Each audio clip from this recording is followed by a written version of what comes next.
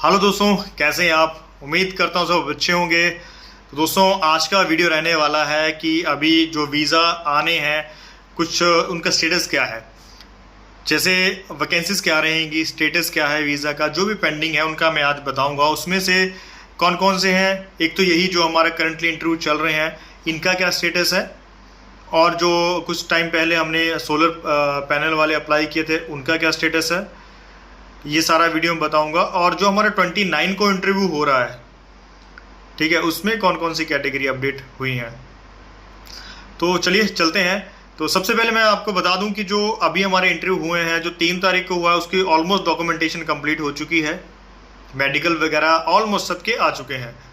तो अभी आज से पहले बैच का जो 3 तारीख को हुआ था, आज से मतलब एक हफ्ते से लेके 15-20 दिन के बीच में वीज़ा जो है वो आएंगे।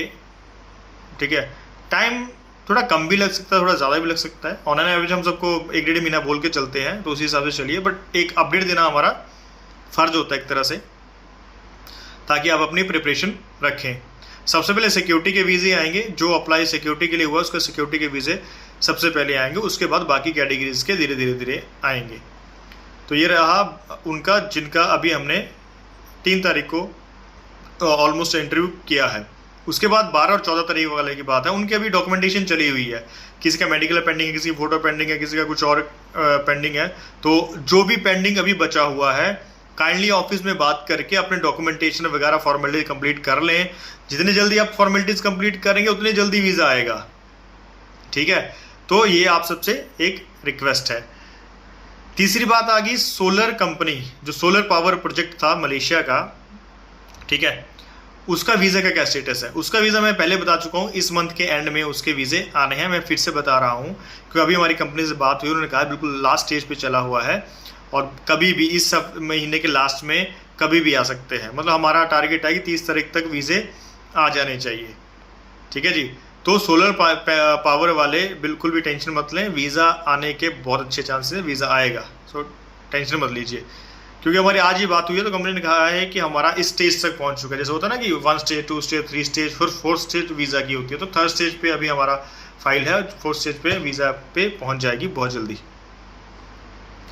अभी ये हो गया वीज़ा स्टेटस जो अभी पेंडिंग है। इसके अलावा और छोटे मोटे पेंडिंग हो, कोई रेस्टोरेंट वाले भी हैं, कुछ वो पेंडिंग होंगे, उनका तो अभी मैं बता नहीं सकता, जो चला रहता है थोड़ा बहुत। अभी करंटली 29 तारीख को जो इंटरव्यू है उसका क्या स्टेटस है।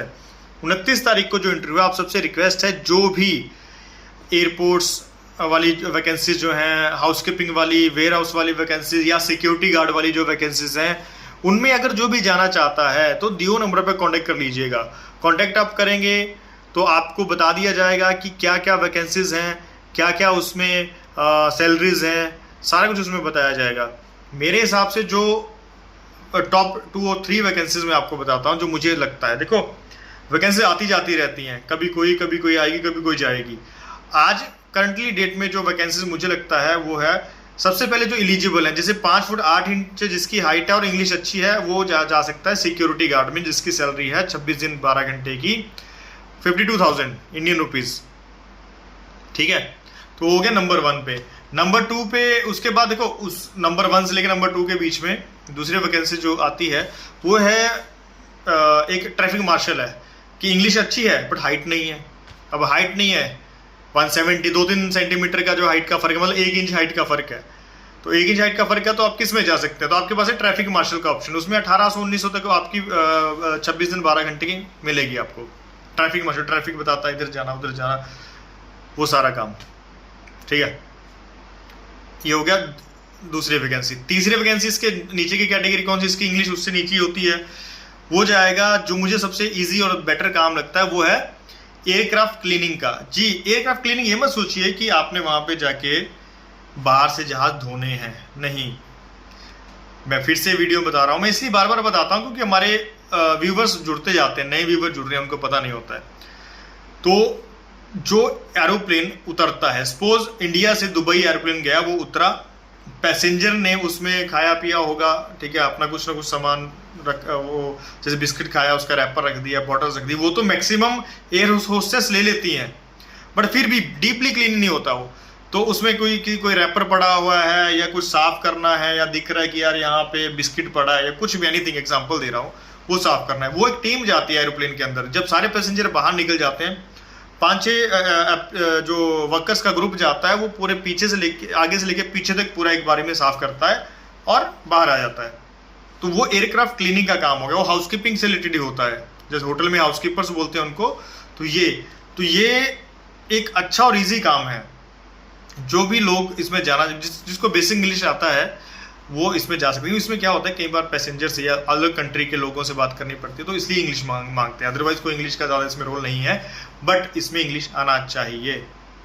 ठीक है, इसमें 1080 दराम तक बेसिक है, मतलब 24,000 के आसपास जो है वो 24-25 हज़ार के आसपास बेसिक है, प्लस ओवर टाइम है। ओवर टाइम ये 9 घंटे की सैलरी है, 9 घंटे की ओवर टाइम के साथ, और संडे वगैरह लगा के आराम से 35 से 40 हज़ार तक आप इसमें कमा सकते हैं। और सबसे बड़ी बात है कि आपको एक्सपीरियंस एक अच्छी कंपनी में मिलेगा। कभी आप एमिरेट्स में के अंडर काम करोगे, कभी आप एतिहाद के अंडर काम करोगे, कभी आप किसी और कंपनी के अंडर काम करोगे। फ्यूचर आपका बन सकता है कि आज आपने एयरक्राफ्ट क्लीनर से शुरू किया, कल को आप जो है वो किसी और पोजीशन पे भी जा सकते हो।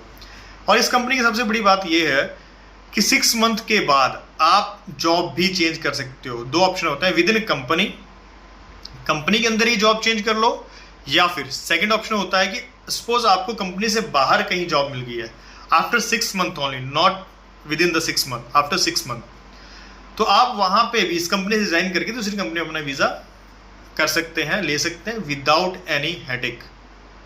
ठीक है, ये ऑप्शन है इसमें।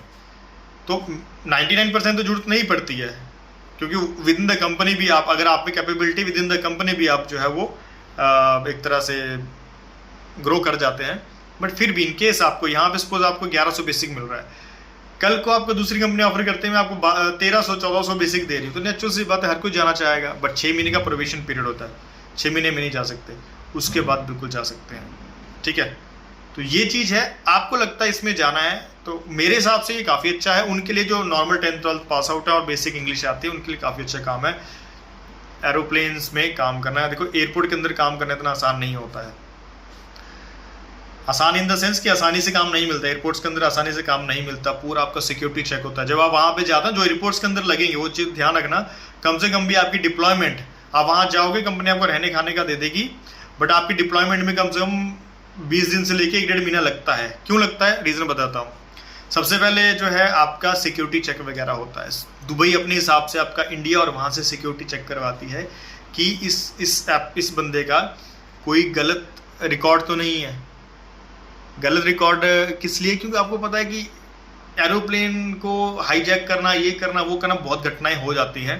तो वो पूरा सोच समझ के पूरा टाइम उसमें लगा के तब जाके एयरपोर्ट के अंदर उसको आईडी कार्ड बनता है, तब जाके जो है आप वहाँ पे एयरपोर्ट्स पे कहीं भी जॉब कर सकते हैं। इंडिया में भी करोगे तब भी आपको टाइम लगेगा। ये वैकेंसी होगी। इसके बाद जो वैकेंसी है वो वेयर हाउस वर्कर हो गया, उसमें भी आप जा सकते हैं। उसमें भी ओवर टाइम अच्छा मिलता है। वो भी एयरपोर्ट्स पे ही 90% चांसेस हैं कि वो वेयर हाउसेज एयरपोर्ट के अंदर होंगे, तो उसमें ग्रोथ के चांसेस काफ़ी होते हैं। ठीक है, बाकी तो नॉर्मल कैटेगरीज है, इलेक्ट्रीशियन, प्लम्बर, कारपेंटर जो हैं, जो वो तो आ ही सकते हैं। वो तो फिर उनके इंटरव्यू के ऊपर डिपेंड है। उनके 1000 से लेके 2000 तक बेसिक लगती है, जो बहुत ही अच्छा एक्सपीरियंस है उसका 3-3 हज़ार बेसिक भी लगती है। बस स्किल होनी चाहिए, हाथों में स्किल होनी चाहिए। ये कैटेगरीज हैं।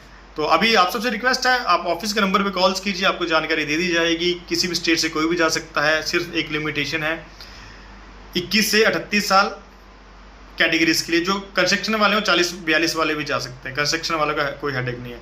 दूसरी चीज़ की टर्बन जो है, अगर तो सॉरी आप लोग इसमें एलिजिबल नहीं है, क्योंकि कंपनी ने कहा है कि हम टर्बन वाले नहीं लेंगे। टैटू नहीं होना चाहिए, मैंने यहाँ पे टैटू नहीं होना चाहिए, यहाँ पे टैटू नहीं होना चाहिए, हाथ पे नहीं होना चाहिए, यहाँ टैटू नहीं होना चाहिए, नेक पे टैटू नहीं होना चाहिए। गर्ल्स भी जा सकती हैं, बॉयज़ भी जा सकते हैं। तो जिसने भी जाना है दियो नंबर पर कॉन्टैक्ट कर लो। मिलते हैं नेक्स्ट वीडियो में, तब तक के लिए bye bye, take care, thank you.